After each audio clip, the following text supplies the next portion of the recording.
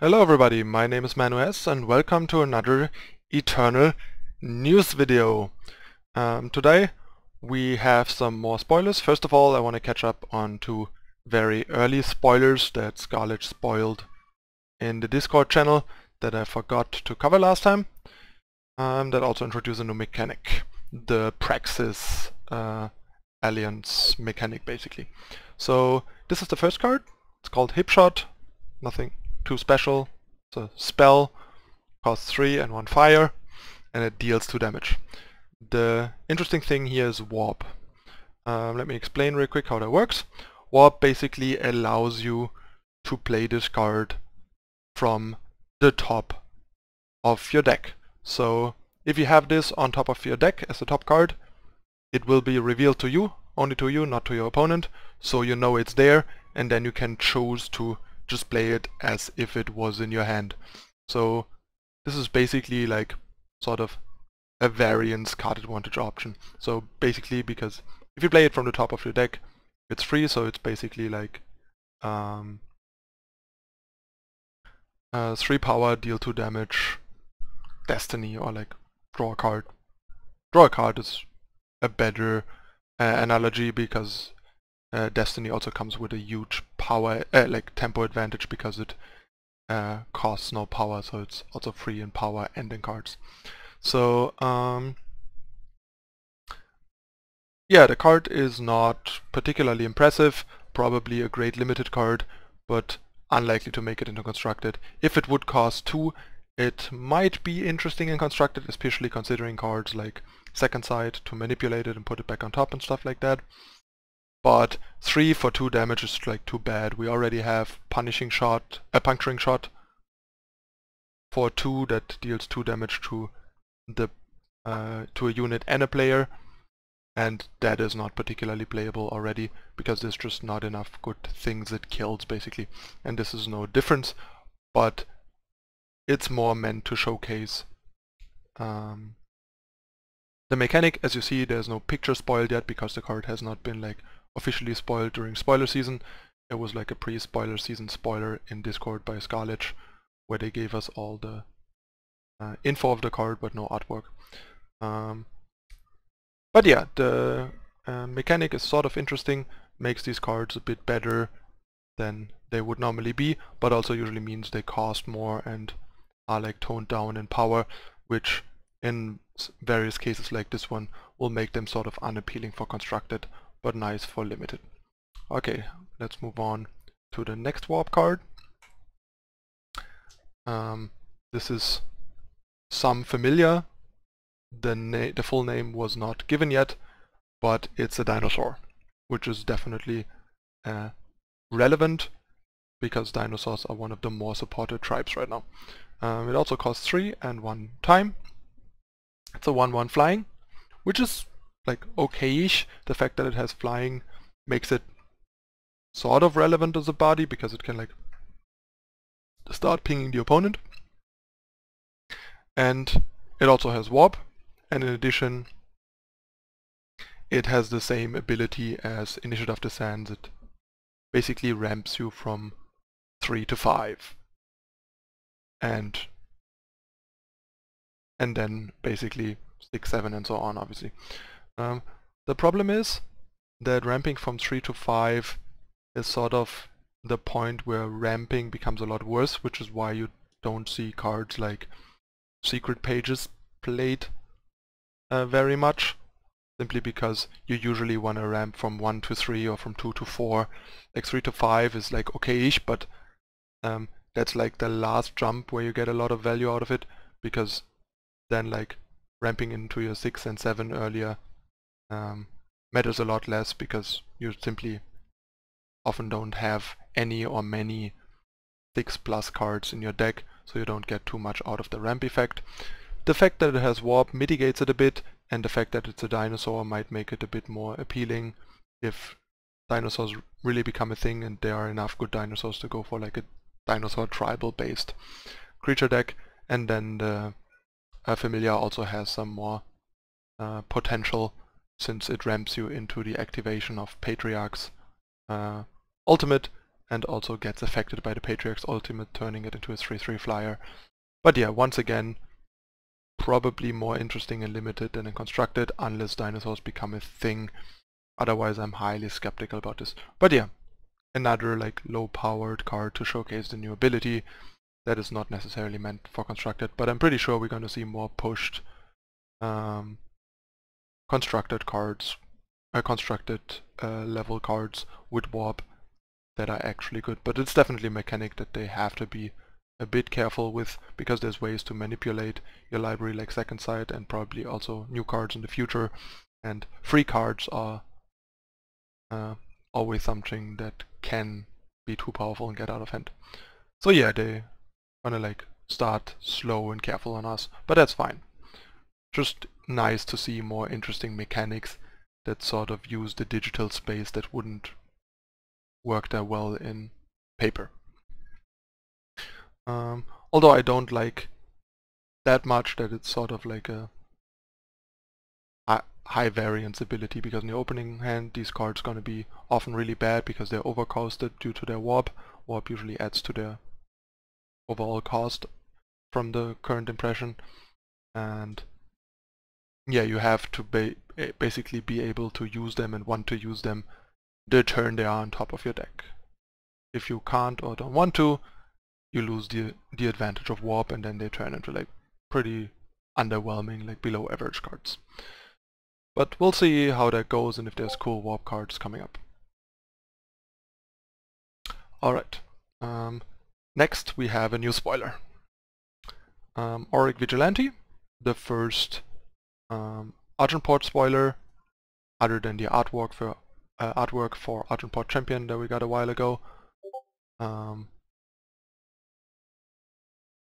And also a new keyword, like probably a very Argent Port centric keyword. Not sure if it's going to show up anywhere else, but for now we have to assume it's an Argent Port or mostly Argent Port keyword. It's called Revenge.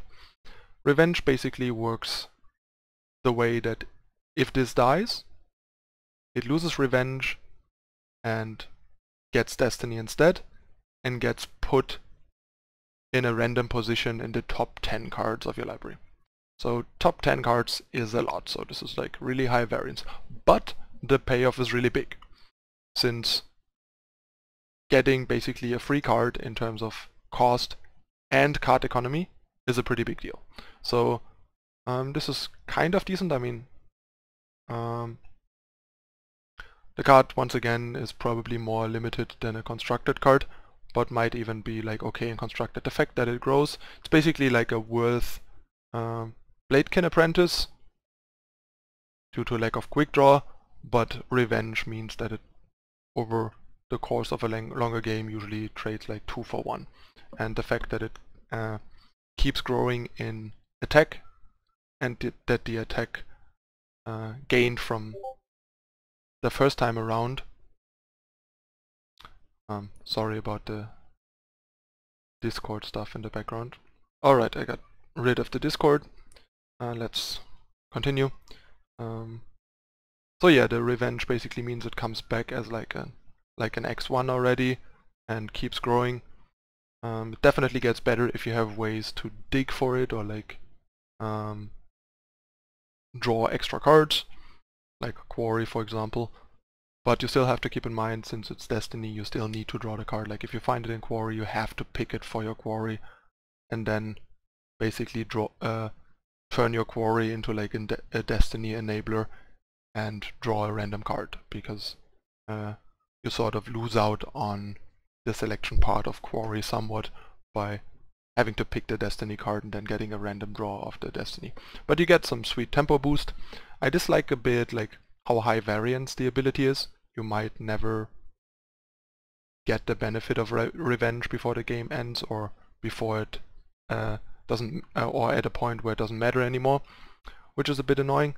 But it is definitely an interesting mechanic, and you can at least try to contain the variance a bit by having like cantrips and other digging in your deck, especially given that we're probably gonna see some more cards in the next set, since each set usually has, in these types of card games, a bunch of cantrips, card draw stuff, card selection type stuff to dig into your deck, and that helps make Revenge a little more efficient.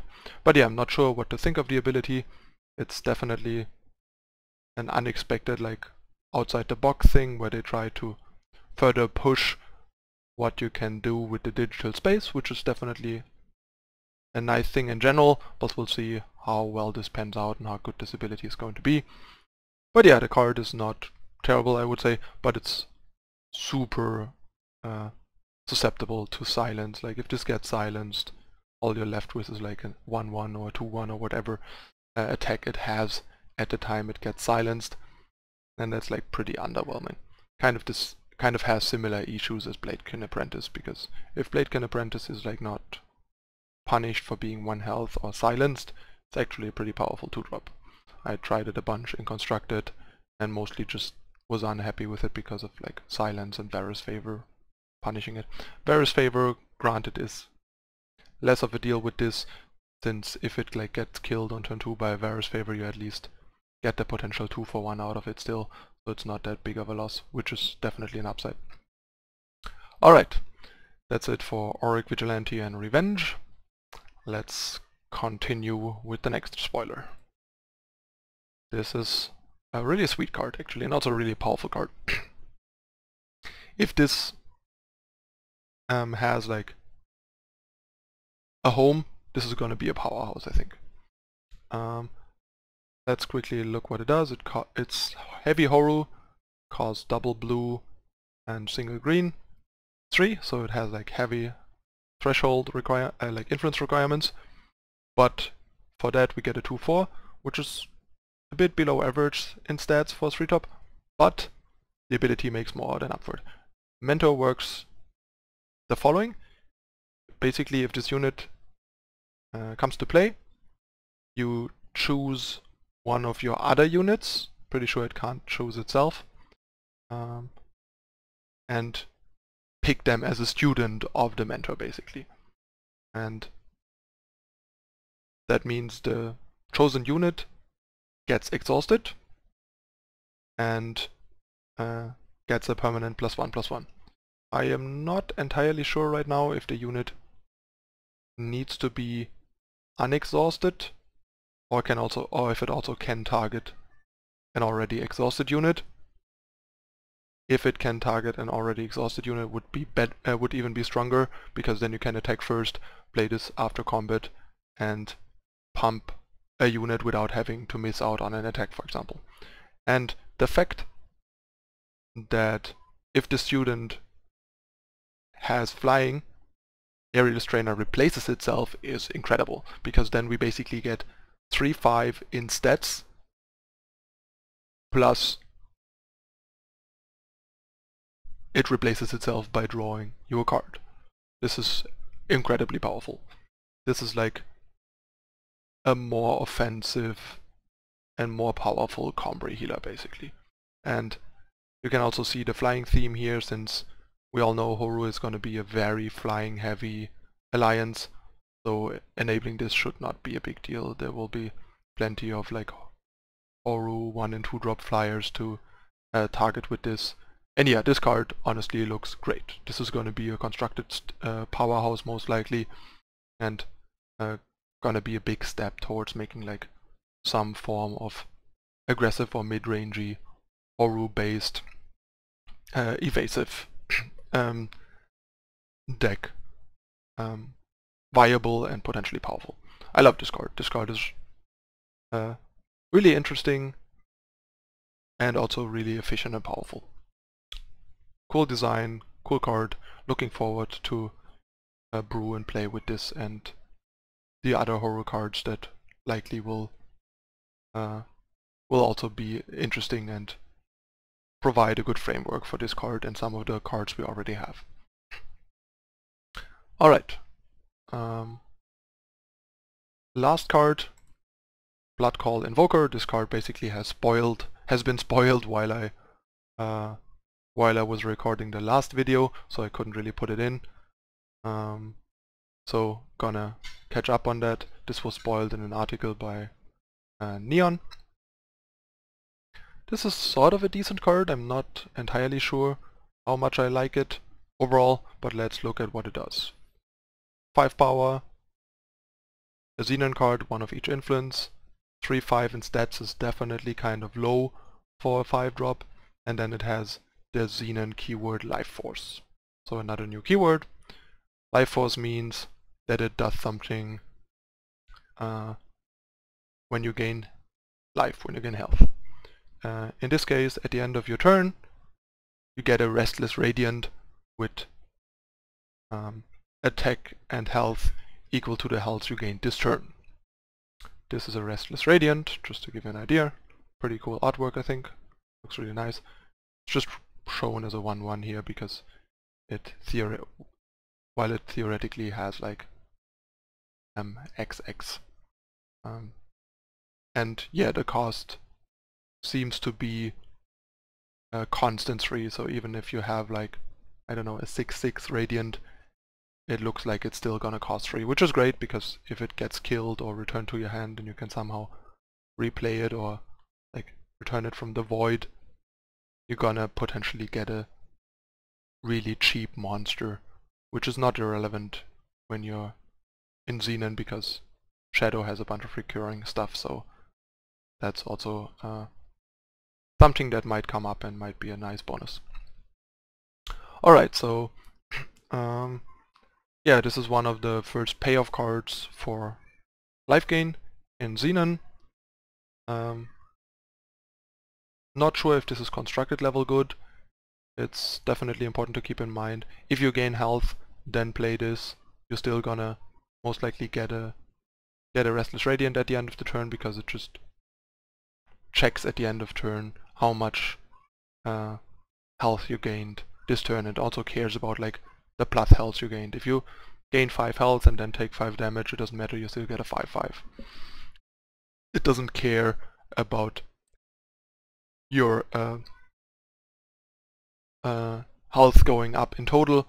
It just mattered if you gained plus health, even though your health at the end of the turn might be lower than at the beginning of the turn, for example. But yeah, the card's pretty susceptible to silence, dies to cheap removal like Suffocate, which is a problem, and the fact that it costs 5 makes it really hard to gain health the same turn to get value out of it. Also keep in mind, if this gets killed or silenced before the end of turn, you don't get a Radiant because it triggers at the end of your turn and has to be around at the end of the turn. So yeah, I'm not too excited about this. I think it's a bit underpowered. Looks like a potentially great limited card, but in constructed it seems a bit so-so. But yeah, in constructed you could try and go for some Xenon plus Justice sort of build with Combri healers and Lumen defenders and stuff like that to try to build like some grindy defensive mid-range control deck with the good life gain cards, and this among others as like a solid blocker and advantage engine. So yeah, it's definitely a decent card and a cool limited card. Not sure how good it's going to be in constructed, and curious to see what else we will see with Life Force and where they go with Life Force. Because I'm pretty sure it's not only gonna like make units like this, there will probably be various things that happen and that you get when you gain health from Life Force cards. So that's something to look forward to. Alright, that's it again for this Eternal News episode with all the spoilers that we've had in the since the last video. Hope you guys enjoyed it. Let me know in the comments what you think of the new cards or if you have any questions. And as usual, don't forget to like and subscribe if you enjoy the content to help the channel grow. And thanks for watching. See you next time. I'm out.